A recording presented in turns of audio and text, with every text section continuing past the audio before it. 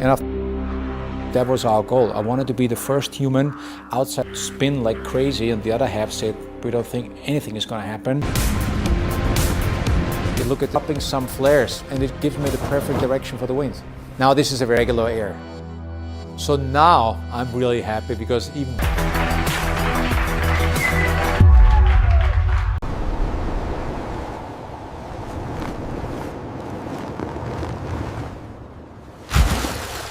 The Man Who Fell from Space, and Why We Still Need Daredevils.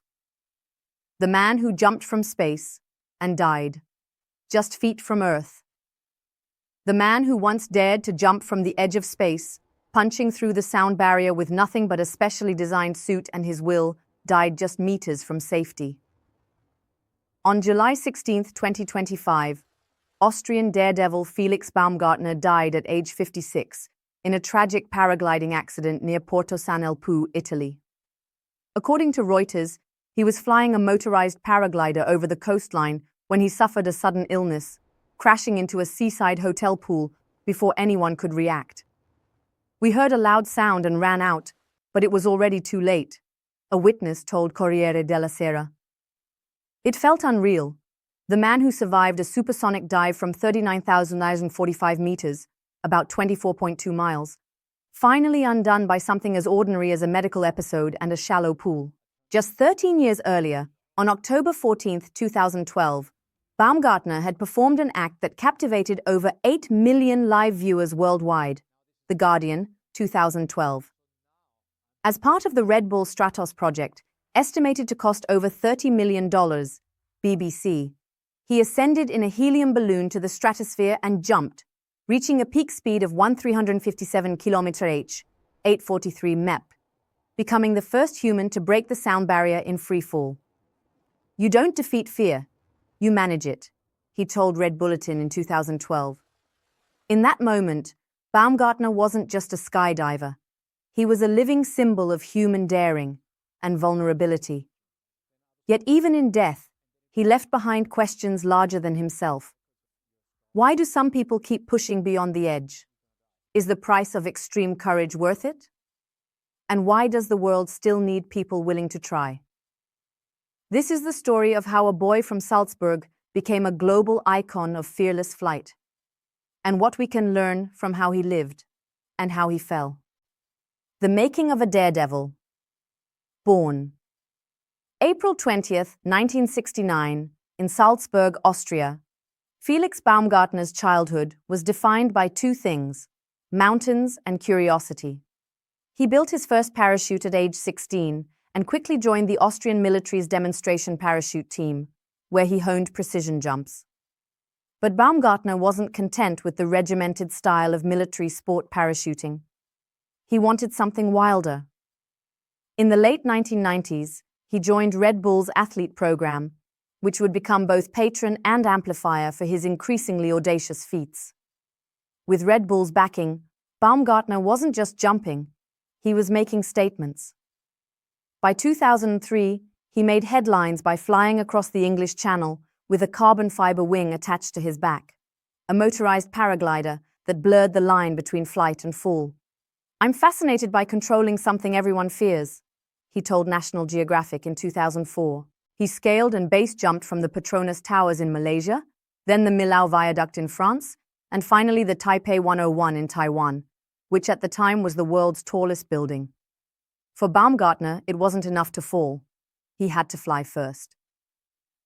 Psychologists call people like him sensation seekers, those wired to pursue intense experiences. But it was never purely thrill-seeking. As he often said, the real quest was to master fear, not silence it. By the end of this training, you'll understand bias, embrace diversity, and be equipped with actionable steps to create a more inclusive workplace. The Stratos jump, triumph, and terror. In 2005, Baumgartner's ambition collided with science. He proposed a jump from the edge of space. The project took 7 years to prepare, involving engineers, physiologists, and aerospace experts. The team had to design a pressurized suit that could protect against near-vacuum conditions, minus 70 degrees Celsius temperatures, and spin-induced loss of consciousness. The goal was always about pushing boundaries, said Art Thompson, the project's technical director, BBC 2012. On October 14, 2012, he rose in a helium balloon to 39,045 meters, 100 feet. The ascent lasted over 2 hours. Then, with the world watching, he stepped out into the stratosphere. Within seconds, he accelerated to Mach 1.25, faster than the speed of sound. For nearly 4 minutes, he fell before deploying his parachute. But the jump was nearly fatal. At one point, Baumgartner spun uncontrollably, a phenomenon called a death spin. According to The Guardian, he briefly lost consciousness, his life hanging on the automated parachute systems his team insisted on. When he landed safely, cheers erupted. But Baumgartner's own words were quieter. Sometimes you have to go up really high to see how small you really are. Beyond spectacle, the jump provided data used by NASA and commercial spaceflight companies, pressure suit improvements, spin stabilization, and emergency bailout procedures for high-altitude pilots, Space.com, 2013. Yet the emotional impact mattered even more. For millions, it proved that fear can be faced and even harnessed.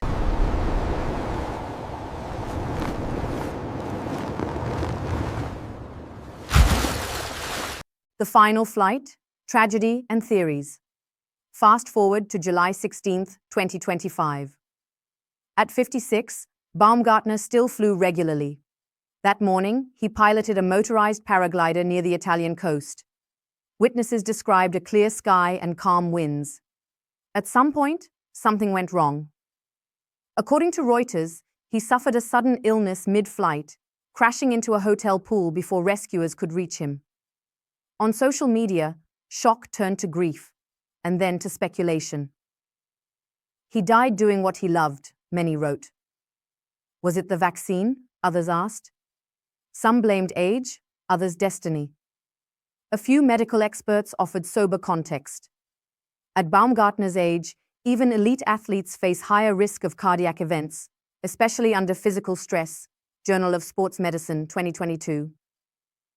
Felix himself had endured massive cardiovascular strain during the Stratos jump. Decades of high adrenaline activity can leave subtle damage, scar tissue, arrhythmias, or blood clots. But risk was never accidental for him. As he told National Geographic, "I know what can go wrong, that's why I train." Even knowing the cost, he chose to keep flying. Beyond fear, why the world still needs daredevils. Why do people like Felix Baumgartner keep jumping? Because safety, by itself, doesn't make life meaningful. Fear is what makes you feel alive, Baumgartner once said. Society needs daredevils not because we all want to copy them, but because they remind us to challenge our own fears, large or small. They also help advance science and technology. Every boundary pushed creates knowledge that benefits everyone. Felix's death doesn't erase his life's lesson. Courage isn't about never being afraid. It's about acting anyway. In a world obsessed with control, people like him remind us of the power and price of letting go. The legacy that remains. Felix Baumgartner's life can't be summarized by one fall, not even from space, nor the hotel pool.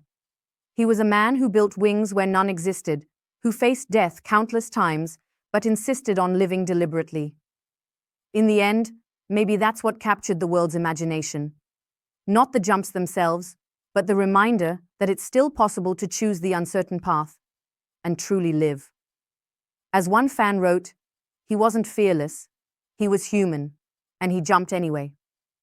Sources: Reuters, BBC, The Guardian, National Geographic, Space.com, Journal of Sports Medicine, Red Bulletin.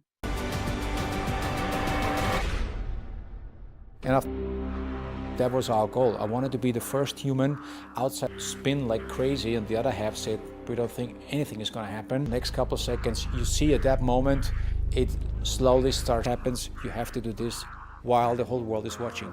Then I was trying direction, and then it really ramps up. At that moment, it's not about breaking records of your skull, and that's through all the eyeballs.